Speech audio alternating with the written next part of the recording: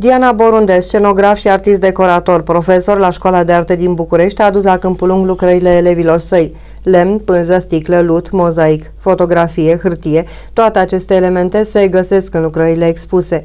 Ineditul acestei expoziții constă în faptul că fiecare lucrare pornește de la un element bine definit în arta tradițională românească, dar care a fost reinventat, modernizat, adaptat stilului modern de acceptarea artei în viața de zi cu zi.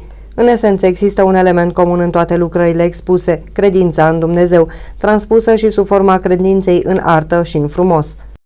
Lucrări deosebite, chiar din toată inima felicit pe cei care au expus. Sursa noastră de inspirație au fost filele de manuscris, așa cum se intitulează și expoziția.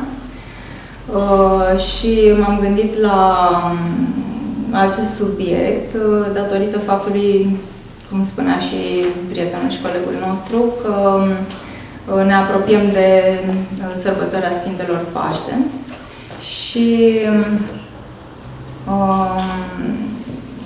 am dezvoltat